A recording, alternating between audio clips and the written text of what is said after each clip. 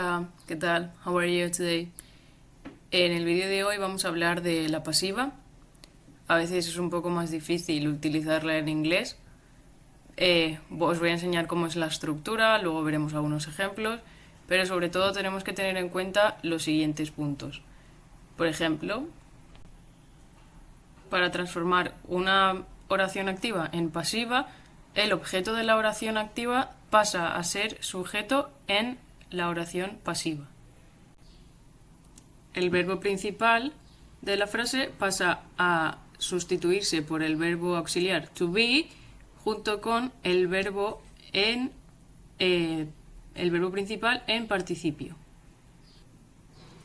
El sujeto de la oración principal pasa a ser complemento agente de la pasiva. Y por último, si hacemos mención del sujeto que realiza la acción en la oración, este pasa a ser precedido por by. Os voy a decir algunos ejemplos como Mark wrote the book, Mark escribió el libro, y en pasiva sería the book was written by Mark. El libro fue escrito por Mark.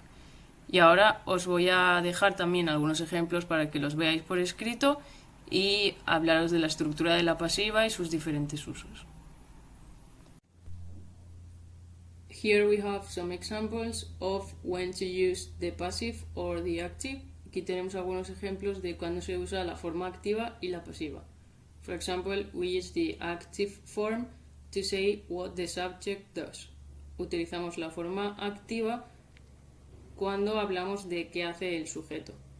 For example, I speak English every day at work. Yo hablo inglés todos los días en el trabajo. Or, I repaired the flat tire on the car.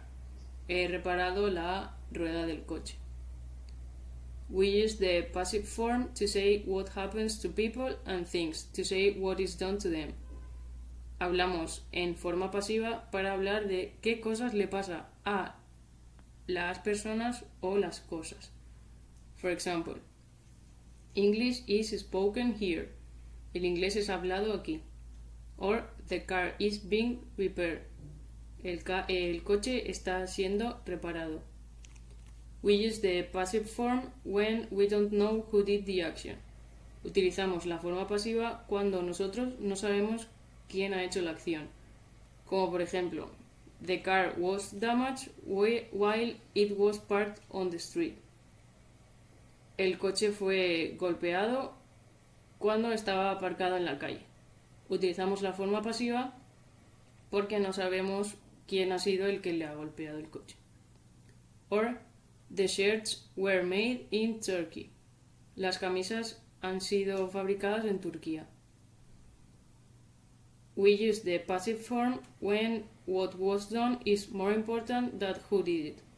También utilizamos la forma pasiva cuando lo que se ha hecho es más importante que quién lo ha hecho. For example, it was approved by Jerry last week. Ha sido aprobado por Jerry la semana pasada. Or, I was informed by the Human Resources Manager only 2 days ago. He sido informado por el de Recursos Humanos solo hace 2 días. Espero que hayáis entendido un poco mejor los usos de la pasiva y cómo formarla con estos ejemplos, pero en el próximo vídeo hablaremos de cómo cambian los diferentes verbos al pasarlos en pasiva, lo que es un poco más complicado, pero os lo intentaré explicar lo mejor posible, como siempre, con algunos ejemplos. Y ahora os voy a dejar un enlace para que lo podáis practicar en casa. Bye, see you soon.